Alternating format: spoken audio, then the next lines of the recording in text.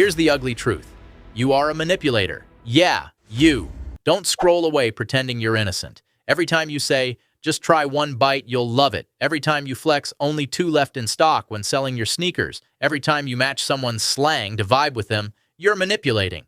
You probably think manipulation is something politicians, cult leaders, or toxic exes do. Nope. It's you. Sweet, clumsy, regular you. The thing is, humans are wired to influence each other. Robert Cialdini, persuasion's godfather, literally called them weapons of influence. Decades of research later, we know these tricks are built into us. Add Chris Voss's hostage negotiation hacks, sprinkle Kahneman and Tversky's framing effects, and suddenly you're a walking scam artist without even knowing it. So let's expose you. Today's countdown is 7 harmless manipulation tricks you already use without realizing it. They're sneaky, they're backed by science, and they're the reason people say yes to you more often than you think. Trick 1. Reciprocity. The "you owe me" scam. Humans hate being in debt, even tiny, meaningless debt. In 1971, Dennis Regan ran a study. One guy gave participants a random Coke. Later, he asked them to buy raffle tickets. People who got the Coke bought twice as many, even if they didn't like him. Why?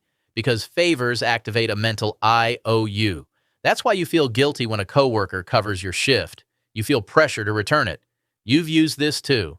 Ever spot someone a ride, then casually ask them for help later? Congrats, manipulator. To catch yourself, ask if you're being nice or laying groundwork for payback. Trick 2. Authority.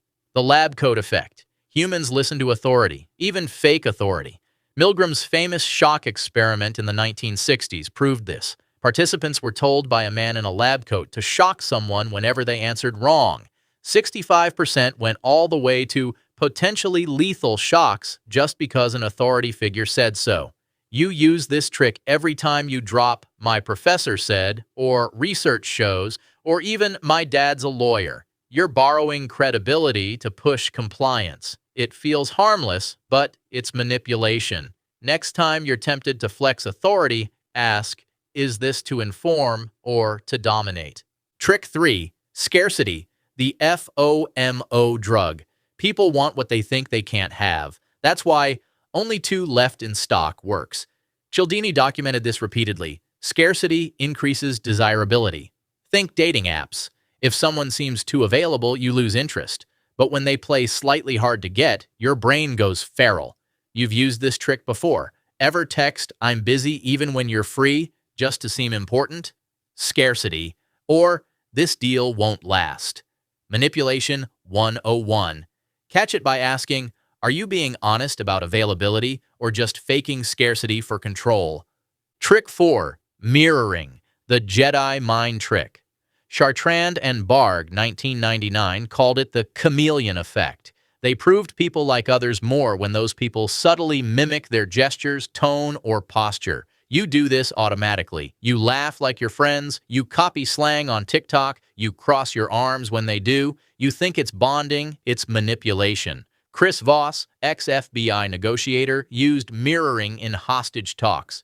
Repeat the last 3 words the other person says, and they'll spill more. You do the same thing in conversations when you echo someone to seem relatable. To spot it, pause and ask if the vibes are real or if you're just syncing like a human chameleon. Trick 5. Framing.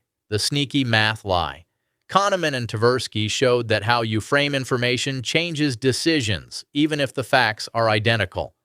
90% success feels better than 10% failure. Doctors use this. Politicians use this. Marketers constantly. You do too. Ever say, "I studied 5 hours" instead of "I failed to study 19 hours"? Or "I saved $30 instead of "I spent 70"? You framed it. That's manipulation. You're literally hacking how people perceive reality. To catch it, notice when you emphasize positives while hiding negatives. Trick 6. Social proof. Monkey see, monkey do. Humans copy what the crowd does. Cialdini found hotel guests reuse towels more when told most guests do this. Think laugh tracks on sitcoms. You laugh harder when you hear others laughing. Online, 5-star reviews control your choices more than facts. And you? You use social proof every time you say, everyone's going, or this trend is blowing up. You know it makes people comply.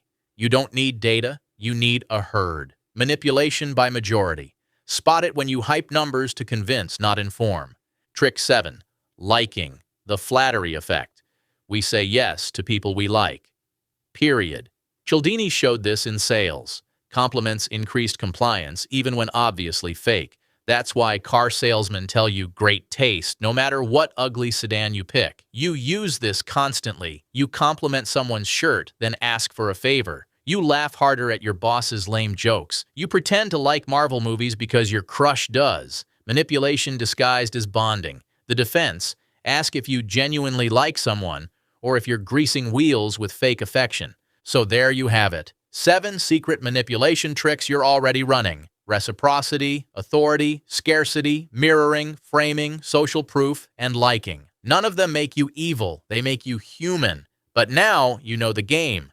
And here's the kicker: you can't stop. You'll still do these things tomorrow. You'll still forget to mention the bad parts, mirror your boss, flex authority, or drop a compliment when you want something. The difference is awareness. You can catch yourself, laugh at the scam your brain is running, and maybe use these powers responsibly. Or not. Stay blissfully manipulative.